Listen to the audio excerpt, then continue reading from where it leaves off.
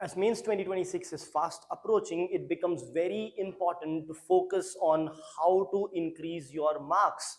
Now, a very crucial role in this is played by the optional subject. So in this video, we will understand as to how you can top in the sociology optional. Now, it is an optional which can give you amazing marks, yet at times it can make you feel that you have done well, but still you may not end up getting good marks. So we will understand along with examples of the previous year questions as to what an aspirant should do in order to cross that barrier of 300 marks in sociology optional. So let's get started with the lecture. So first things first. So whenever you talk about the optional subject, specifically sociology, so there are of course students who score very well, but some students score quite low as well. Now it is not because they were not prepared. They might have prepared really well, still their score might be low. So we need to understand what is the reason for that. We'll identify the reason, then try to address that reason and improve on the skill. So very first thing is the lack of conceptual clarity. So the conceptual clarity is lacking when it comes to these aspirants. Because the conceptual clarity is lacking, they falter, because gone are the days when UPSC in sociology used to ask only static questions. Right now, UPSC is basically asking dynamic questions, asking questions which are related to current affairs, basically not current affairs directly as in we use in our GS paper, but at least the present trend or the future prospects is what they ask. Also, they are now asking questions which are application based. So when the questions are application based, dynamic, linked to current affairs or the trend that are there, what happens is, if you do not have conceptual clarity, you might know a thinker, their philosophy, their concept, their theory, their criticism, but you will not be able to utilize that and apply this in different questions that are there. The second important point over here is poor answer writing. So in this, two aspects come. One, they would have done very less practice. So the practice might not be much over here. That's point number one. Point number two, even if they have, let's say, practice, what happens over here is they might not have taken proper, adequate enough feedback or the right feedback. Even if they have taken right feedback, they would not have worked specifically upon improving the feedback. What generally happens is the aspirants write the answer, get the feedback, and then go ahead and write the other answer, disregarding what feedback they got previously. So you have to, for some period of time, consciously remember the feedbacks that are given and practice in order to consciously avoid the same mistakes, in order to ensure that a time comes after few amount of some good amount of practice that you will subconsciously start avoiding those mistakes that are there. Then weak paper to integration, very very important. See, your paper 1 of sociology optional is the most important paper out of the two. Of course both the papers are of 250 marks, but why paper 1 is more important is because it has the significant or major thinkers on which major questions are also asked. Most amount of the questions are from them.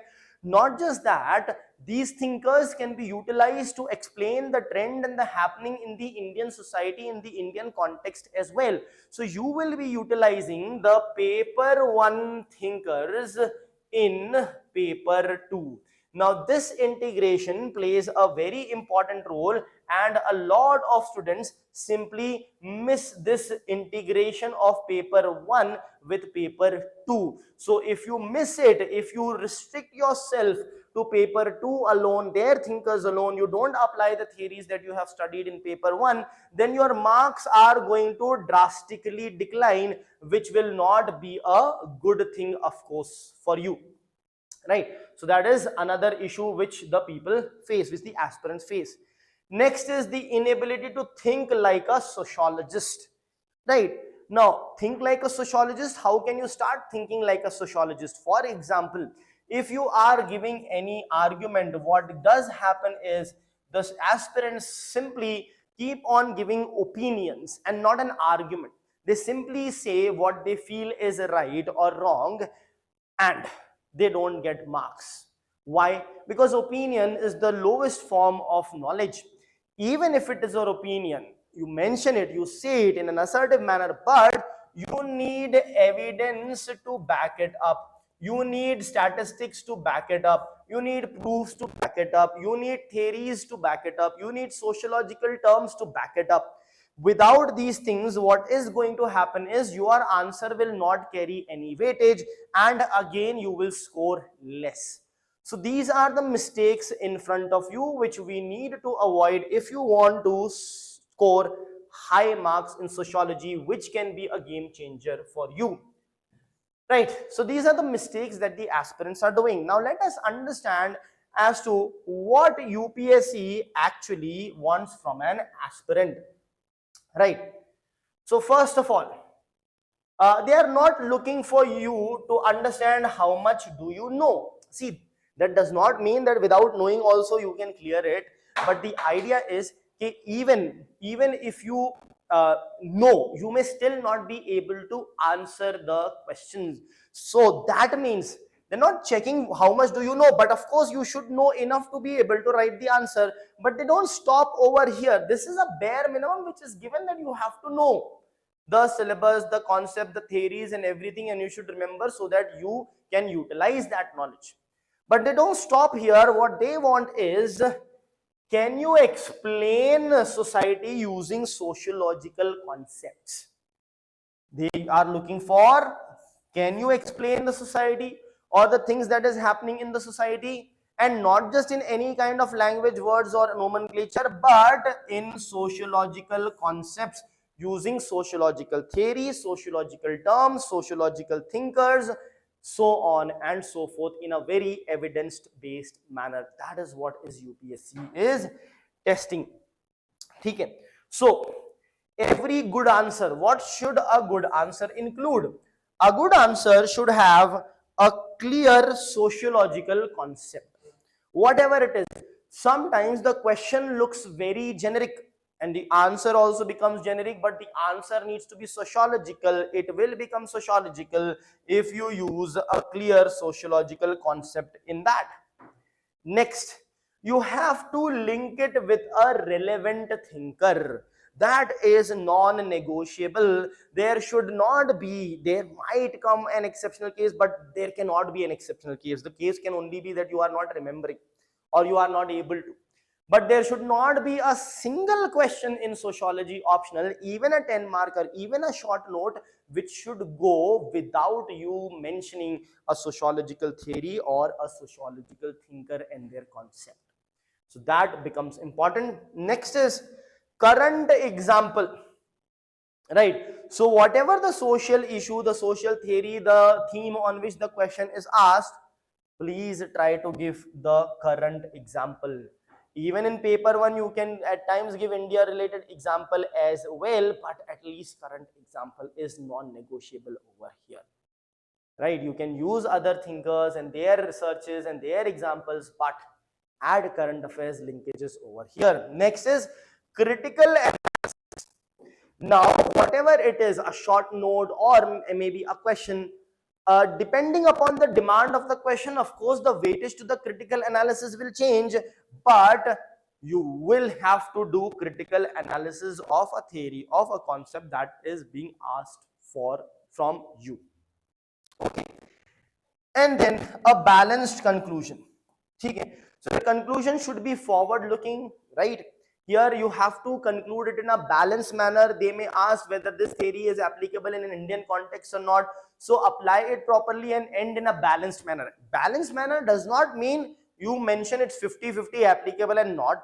Balance means with respect to the degree it is applicable and to the degree it is not. In that manner, have a very balanced conclusion to your answer, which is very, very important. Right? So this is what UPSC is looking for. Now what we will do is, we will basically look at the PYQs and understand using the PYQs as to why the aspirants score less, what are they actually doing, and how the aspirants can score more as to what they should be doing in real. Okay, so we will take example from paper 1 as well as paper 2. So first we have an example of paper 1 over here. We have taken a thinker Karl Marx. Now this is a PYQ of UPSC itself, right? So this is quite prevalent. Marx's theory of alienation is very prevalent.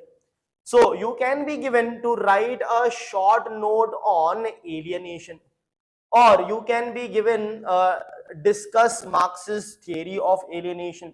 It can be of 10 marks or 20 marks as well. There can be a comprehensive question as well. So here, more than the question, we are taking the theme of alienation, right? Now let us understand what happens. Students, what they do is they start explaining the concept of alienation from a very generalistic point of view. They write the sociological answers also in a very generic manner. Please remember, this is not your GS paper. Since it's not your GS paper, since it's not general studies, your answer should not be generic. It should not be answers like you answer in general studies. So what mistake they do? They write generic points, right? And they will start talking about alienation, linking it to GS1, Indian society, what all they have studied with respect to exploitation, with respect to poverty, instead of explaining alienation and its 4 dimensions as given by Karl Marx. Because what it is, discuss Marx's theory of alienation, write a short note on Marx's concept of alienation. Even if they have written just write a short note on alienation, you know you have alienation theory of Karl Marx. It has to heavily be based on Marx's concept of alienation. Some criticism and other things will also come, which I will tell you, right? So you don't have to write what you are understanding from alienation. You have to write what Marx understood from alienation. What dimensions or types did he mention? What are the causes did he mention? And is alienation on the rise or decline in the present society? What is the future for alienation? Is there a solution for alienation or not? And what are the criticism of alienation? Does Marx had any response to that criticism or not? This, guys, is what you have to discuss when it comes to writing a sociological answer. So let us see what we will write over here. So first things first, we have been asked about discuss Marx's theory of alienation. So let's see how we will approach it. So first things first, you will explain in the introduction itself, you will explain what is meant by alienation according to Marx and give an example there itself. Let's use it for 10 marker question, or let's use it for 20 marker, because that's the maximum you will be required to write 300 words. So if I use it for 20 marker, then what happens? Introduction, alienation. I have explained what is alienation. Then I gave an example of alienation. Then I will talk about the dimensions, the 4 dimensions of alienation, which happens in a proletariat. Okay, proletariat means the have-nots who do not own the forces of production. Now I will explain that alienation from the process, product, so on and so forth, the human being, species being, and all that I will explain, right? After that, please remember, Marx also said the bourgeois can also experience alienation. So then you have to talk about the alienation that happens among the bourgeois. You have to mention that as well. Okay. Now, once you mention that, then you will have to talk about, so this introduction is done. Introduction may take around 25 words. This is the main part wherein you will be using 100 plus words, because this is a 20 mark question, right? Then you will be talking about the alienation among the bourgeois a bit, right? After that, you would be talking about the criticism of Marxist theory of alienation, right? So you will write its criticism as well, another 50 words if of criticism might be there, right? Then you would talk about, however, Marx provided certain solution for alienation. So you will talk about solution for alienation. Marx's theory of alienation talks about the exploitation and alienation, but its conclusion is quite positive, right? He does mention that alienation can be reduced in the present society, capitalist society itself, by increased amount of recreational time. By basically, if you have more recreational time, you can give time to your own self, you can think and do nothing. That is what separates a human from an animal being. So that is the idea. So improve the condition, terms and condition and environment of the work, give more time, less of work, as a result of which you have more time at your hand. So that is how within the society alienation can be reduced, but it cannot be eliminated completely.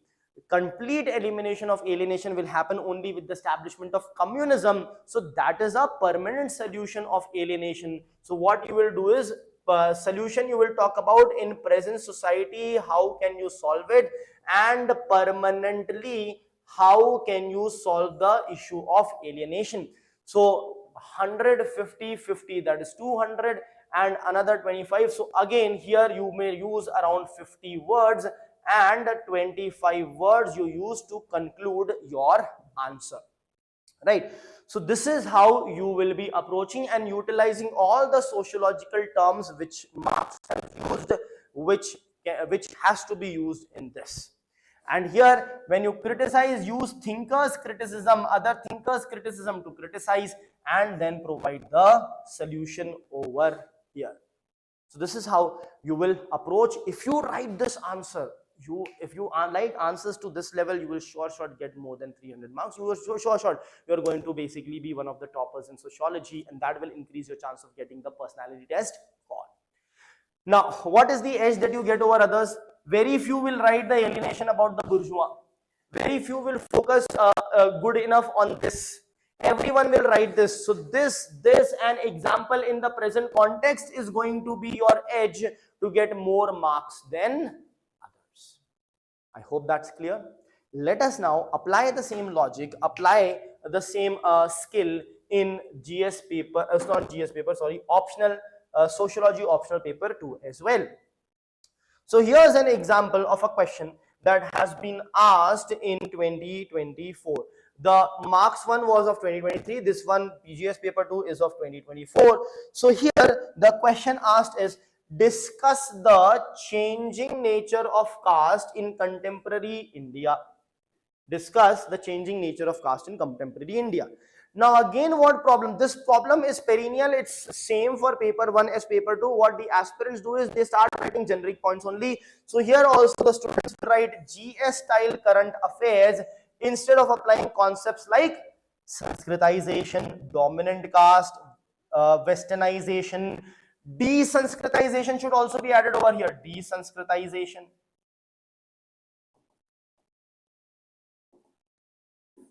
Right? So, and thinkers like, for example, M.N. Srinivas will be your prominent thinker over here, right? So, how will your answer look like? Let's say you are writing it for 10 marker. Discuss the changing nature of the caste in the contemporary India. So, we'll talk about how caste is being so fluid. That will be one part. However, you will also talk about caste still to certain extent is rigid. When you're talking about fluidity, you will be using the example of Sanskritization, for example. You will be using desanskritization example as well over here. You will be talking about the dominant caste. What is the dominant caste? See, a dominant caste need not necessarily be a higher caste or an upper caste. The caste which is more in number, more politically, economically and numerically powerful will become the dominant caste according to M.N. Srinivas. That is what? That is the fluidity of the caste system which is there. The upper caste is not the one which is dominant. Some other caste can also be dominant. So you will be talking about this, this and this. Sanskritization, basically imitation by the lower caste people of the upper caste rituals to give them upward social mobility, showcasing that the caste system is to an extent open as well. Desanskritization, the upper caste themselves are now stopping their own rituals they used to follow and westernizing. So you will be talking about westernization also. So you can see that 4 concepts we have already used. Then when you talk about the rigidity of the caste, that it still exists, you are going to talk about the Jajmani system, how the Jajmani system still exists. And the system is a relation between the Jajmans and the Kamins. The Jajmans decide who will do what will happen, what not. They are from the upper caste, and the Kamins from the lower caste are simply providing the services to the Jajmans and getting some menial things in return. So, and also what happens, a barber's son becomes a barber itself. So basically, rigidity will be there in the caste. The caste will be hereditary in nature. So all that through the Jajmani system you will showcase, right? And because it's contemporary world, so you have to give contemporary example. You start giving example when you talk about fluidity. Give example of how the caste is having low prevalence. For example, you can use Indian example as well. When the companies are hiring, they do not look at your caste. Basically, they look at what you work, how good you are, and they hire you. However, when you're giving example of rigidity, you can talk about, okay, but still when important life decisions, for example, marriage is to be done, again the caste, basically the caste is looked at. There is increasing rate of intercaste marriages, but the percentage is still only about 11%. So all that things you will use current affairs example in addition to the thinkers and the theories and the concepts that has been told over here, and then you will finally conclude your answer. So we have used 5 to 6 concepts over here along with current affairs examples, and when you use that, if you can use these examples, then and only then you will be basically be able to score those top-notch marks. Now comes the most important slide which you would have been waiting for, is the most probable questions for UPSC mains. Now the exact questions cannot be given to you, but definitely the themes can be said to you. So please make a note of these themes which are going to play a very important role. See, first of all, certain questions with respect to sociology and other social sciences is very important, or sociology and common sense becomes very important. Then emergence of sociology becomes very important. Emergence with respect to industrial revolution, French revolution, so on and so forth. In thinkers, when you talk about Marx, Weber and Durkheim are very important. In fact, Parsons is also important. If you talk about if you talk about Marx, so alienation, right, and then historical materialism, class struggle, and modes of production. These are the themes that are there definitely. Here you will have the bureaucracy, which is quite prominent, but you have the spirit of capitalism, basically Protestant ethic and the spirit of capitalism. Then authority and power becomes very important. In Durkheim, suicide of course is important. Religion becomes important. Here religion specifically is not given in Marx, but religion here, religion's role over here and role over here. When you talk about Durkheim and religion, is this theory applicable in the society? That kind of question becomes important, right? So this is going to be very, very important. Plus you can also talk about social stratification and the theories. Social stratification, the functionalist theories, the conflict theories, right, basically Marxist theories, so on and so forth.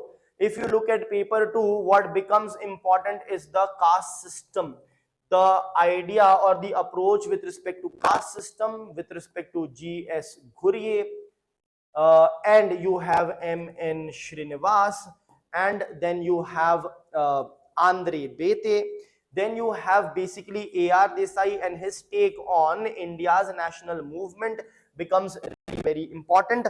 Also important in paper 2 is your kinship system, South Indian, North Indian kinship system, the family system, the new forms of family, friends and trends in the family, new forms of marriages, trends in the marriages, all these things, plus the tribal population, the definitional problem of tribal, all these are going to play an important role. Modernization of Indian tradition becomes important. Social mobility becomes important. Also very important here is politics and society. Politics and society and economics and society becomes very important. Basically work and life becomes really important over here.